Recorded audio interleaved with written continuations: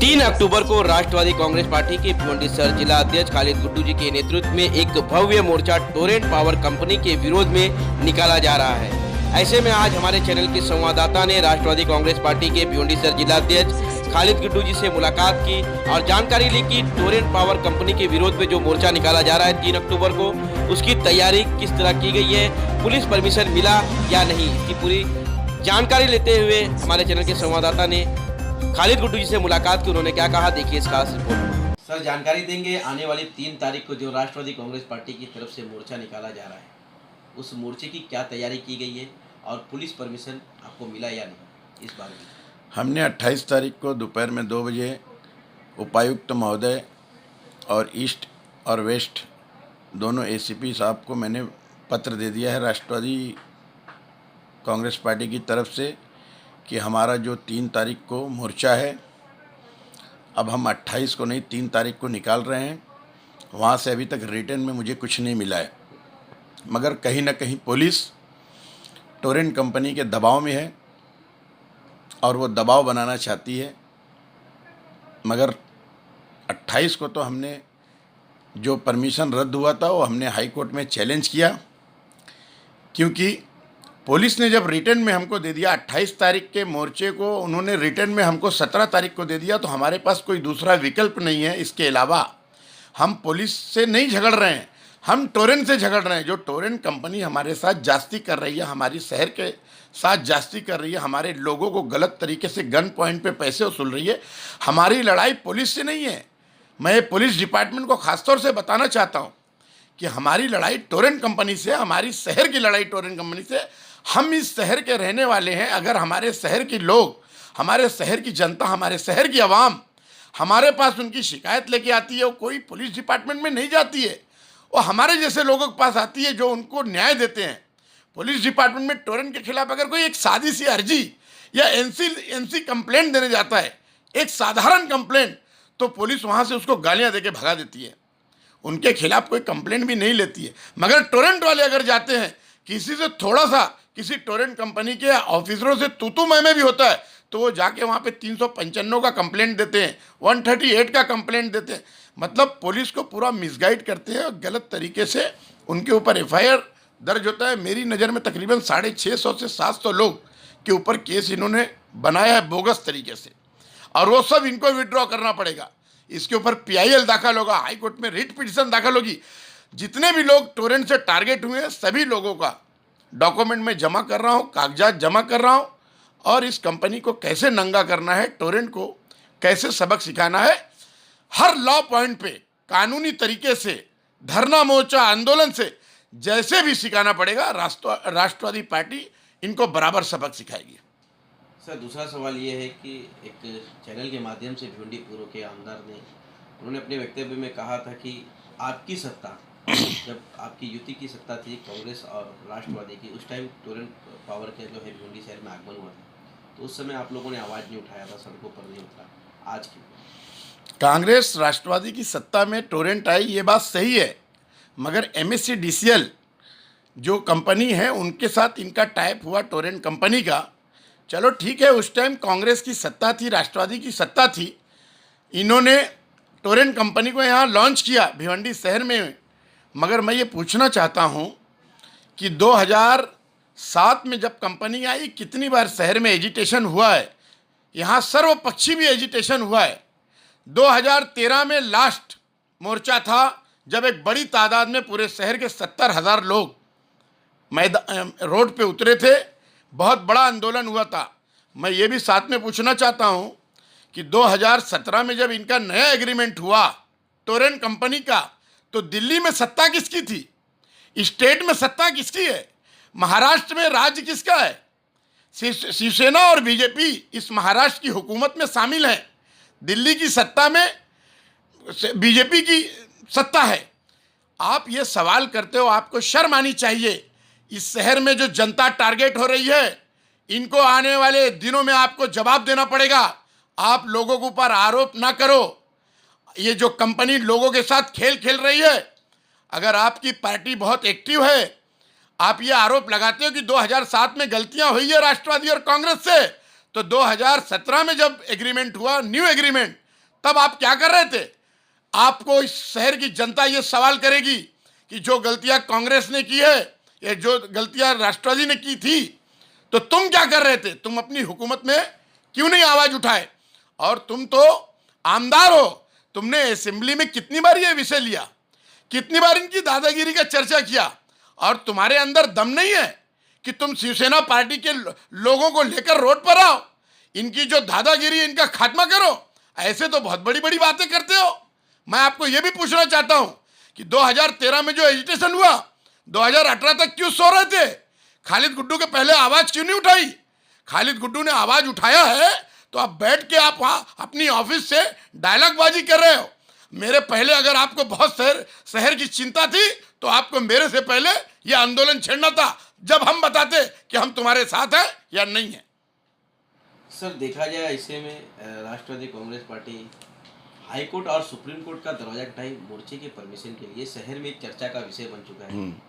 लोगों के जुबान पर यही है कि शहर में जो मोर्चे की परमिशन के लिए आप हाई कोर्ट और सुप्रीम कोर्ट का दरवाजा खटखटाएं, इसके बारे में थोड़ा खुलासा करिएगा। मैं आपको बता दूं कि हमने जब 10 तारीख को एक पत्र दिया उपायुक्त महोदय को, भिवंडी के जोन 2 डीसीपी गोयल साहब को, और एक पत्र उनको मैंने 11 तारीख को दिया, तो उन्होंने मुझे 17 तारीख को, उन्होंने नहीं बल्कि मुझे एसीपी साहब, दोनों ईस्ट और वेस्ट के एसीपी साहब का पत्र आया कि हम परमिशन आपको नहीं दे सकते। शुक्रवार के वजह से आसिफा रेप कांड जो हुआ था उसमें एक बहुत बड़ा मॉब जमा हुआ था, उसके वजह से शहर में लॉ एंड ऑर्डर का प्रॉब्लम हुआ था, इसलिए हम आपको वो परमिशन नहीं दे सकते। तो मैंने कहा ठीक है। जब उन्होंने रिटर्न में मुझको मेरी एप्लीकेशन को रिटर्न में जवाब दे दिया, तो उसके बाद परमिशन देने का पूरा पावर और राइट जो है डीसीपी साहब को है। हम डीसीपी साहब के पास गए मिलने के लिए और हमने अपनी बात बताई कि साहब ऐसा ऐसा इस कंपनी का है। पहली बार कोई पुलिस डिपार्टमेंट के अधिकारी उपायुक्त गोयल साहब ने टोरेंट की पूरी बात सुनी। इसके पहले बहुत पुलिस डिपार्टमेंट के लोग थे, वो टोरेंट का नाम लेते ही चिढ़ जाते थे, वो गलत तरीके से बयानबाजी करने लगते थे। इसलिए मैं उनका शुक्रिया अदा करता हूं कि उन्होंने कम से कम टोरेंट के विरोध में अच्छे से बात सुनी और उन्होंने ये जुमला कहा कि खालिद गुड्डू साहब, हमने उनको भी बुलाया है और उनको मैंने वार्निंग दिया है कि जो तुम गलत काम कर रहे हो, मेरे कार्यकाल में मैं तुम्हारा कोई भी गलत काम नहीं चलने दूंगा। अगर मेरे पास बात आई तो हम तुमको भी छोड़ेंगे नहीं। उन्होंने बाकायदा टोरेंट कंपनी को वार्निंग दिया है। मगर इससे मसला सॉल्व नहीं होता। हमारा जो मुद्दा है कि शहर के अंदर जितने भी केसेस उन्होंने बोगस किया है उसकी पूरी चौकसी होना चाहिए, और जो लोगों के साथ गलत हुआ है वो पूरा केस विड्रॉ होना चाहिए। जो ये दादागिरी कर रहे हैं, गलत तरीके से लोगों की बिल नहीं लेते हैं, गलत तरीके से लोगों को ब्लैकमेल करते हैं, हरासमेंट करते हैं, ये सब दादागिरी खत्म करने के लिए ये मोर्चा है।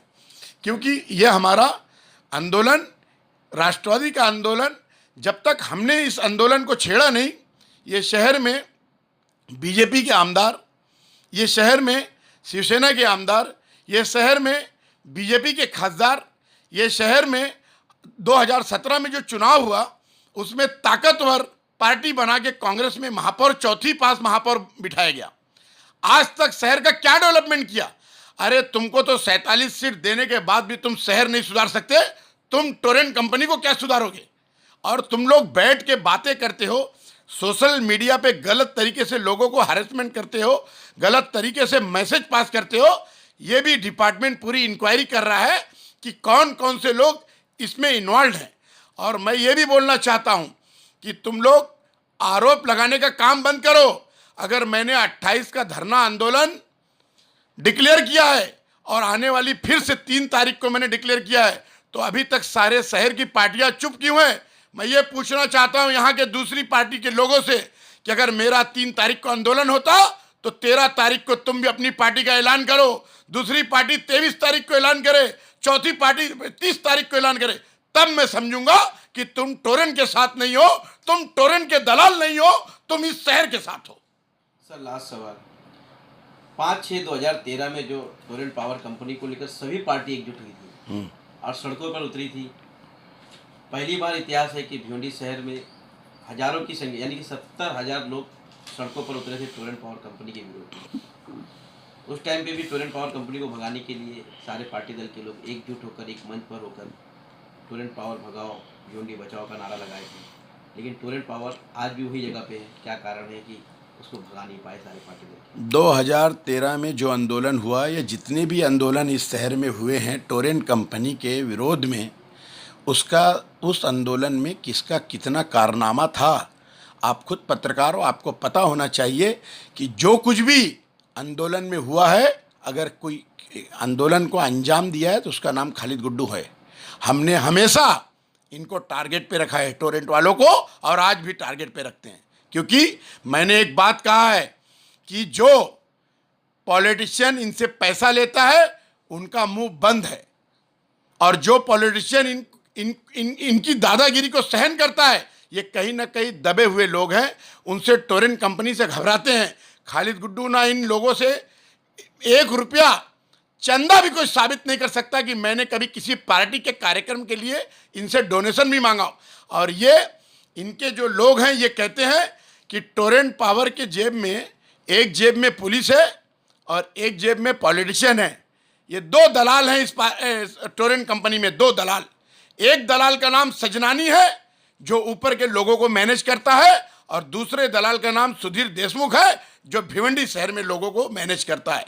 तो इन दलालों से कह देता हूं मैं कि अगर तुमने अपनी दलाली नहीं छोड़ी तो तुम्हारा बहुत बड़ा नुकसान हो जाएगा। तो क्या टोरेंट पावर जो एक नारा लगा रही है कि टोरेंट भगाओ भिवंडी बचाओ, तो इस बार क्या टोरेंट भाग जाएगी भिवंडी से? देखो, इस देश में अंग्रेजों को भगाने के लिए भी वक्त लगा था, और ये ईस्ट इंडिया कंपनी जैसा जो हरकत ये टोरेंट पावर यहाँ कर रही है, ये हमने आंदोलन जो छेड़ा है ना, ये आंदोलन हमारा चलता रहेगा जब तक इनको इनको धूल नहीं चटा देंगे। हम धूल नहीं चटा देंगे, हम चैन से नहीं बैठेंगे। इनको ये गुजरात से आई हुई कंपनी इस शहर में दादागिरी नहीं करेगी। हम भिवंडी के लोग हैं, हम भिवंडी शहर में रहते हैं, हमको जो सुविधा चाहिए वो सुविधा ये नहीं दे रहे हैं। जो इनका टाइप हुआ है गवर्नमेंट के साथ, जो MSCDCL के साथ एज पर एग्रीमेंट, इनका काम नहीं हो रहा है। इनकी जो दादागिरी है वो दादागिरी को सिर्फ राष्ट्रवादी खत्म करेगी। और अभी फिर से मैं एक बात बोलता हूँ कि अभी भी शहर में जितनी पार्टियां चुप है, ये 3 का इंतजार मत करो। तुम आने वाली 13 तारीख का पुलिस डिपार्टमेंट को अल्टीमेटम दे दो, दूसरी पार्टियां और 10 दिन बाद छोड़ के अल्टीमेटम दे दें, तब मैं समझूंगा कि तुम टोरेंट के विरोध में हो। यहाँ की जनता आज सवाल पूछ रही है सारे पार्टी के लोगों से, सभी पॉलिटिशियन से, कि अभी भी सबका मुंह बंद है, क्यों चुप बैठे हैं। जनता से क्या आह्वान करना चाहिए? कहीं ना कहीं देखा जाए 28 तारीख का जो मोर्चा कैंसिल हुआ है, काफ़ी सवाल उस पर खड़े हो रहे हैं, और जो 3 तारीख को आप मोर्चा निकाल रहे हैं, तो भिवंडी शहर के नागरिकों को किस तरह आह्वान करना चाहेंगे? भिवंडी शहर के सभी नागरिक जो टोरेंट से दुखी हैं, टोरेंट के टारगेट हुए हैं, सारे नागरिक और उनके पूरे फैमिली, उनके दोस्त अहबाब, उनके जितने भी लोग रिलेशन में हैं, हर घर का बच्चा 3 तारीख को इस मोर्चे में आके इनके साथ जो कुछ गलत काम टोरेंट कंपनी ने किया है उसका निषेध करेंगे।